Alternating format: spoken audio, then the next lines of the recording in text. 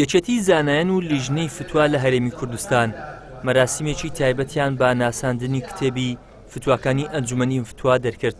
کتێبەکە کۆکراوەی فتوواکانی 14 ساڵی ڕابردوو بوو. هەندێک فتووا هەبوو حەقیقەتەن پێویستی بە گۆڕانکاری هەبوو. سەرۆکی لیژنەی باڵای فتوای هەرێم دەڵێت هەستمان کرد لە بابەتی فتووادا فەوزایەک لە کوردستان هەیە، بۆیە بڵاوکردنەوەی ئەم کتێبەمان بە پێویست زانی.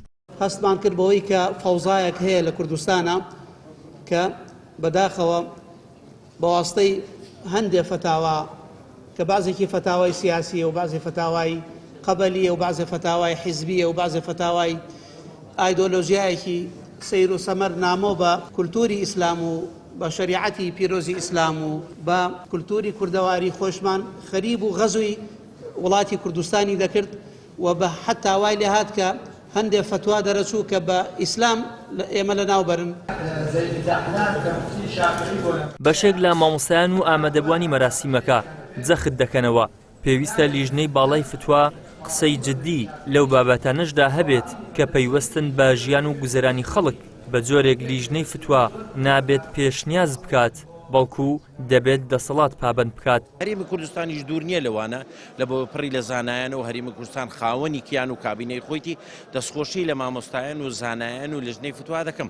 بەڵام شتێکمان هەیە کە باسی لێ بکەین. لیژنەی فتووا گفتوگۆ و حیوار و دانیشتن دەکات لەسەر هەندێک بابەتە هەنووکەیەکان پێویستە لەسەر هەندێک بابەتی تکەش قسە بکە. مەسەلەی بۆ نمونە بێموچەیی، بێمەعاشی، بێ ئەوەی کەوا خەڵکانێک ئێستا لە هەژاری و نەداریدا تووشی قڕکاری بووینە، ڕێژەی هەڵوەشانەوەی خێزان، نەبوونی موچە، ئەوجە لە پاشان نەبوونی ژیانێکی کارامەی لە بۆ مرۆ. پێویستە لیژنەی فتووا قسە لەسەر ئەو خاڵانەش بکات. لیژنەی باڵای فتووا، ئەنجومەنی باڵای فتووا یەکێتی زانایان هیممەتی زۆر لەوە بەرزتر بێت کە تەنها بە پێی خواست و دەرخواستی دەسەڵاتی سیاسی یا حکوومەت یا ئەوانە فتووا دەربکە. بۆی هەیە فتوایە دەرکە ئەوان ئیلزام پێ بکە، ئەوان ملزەمکە.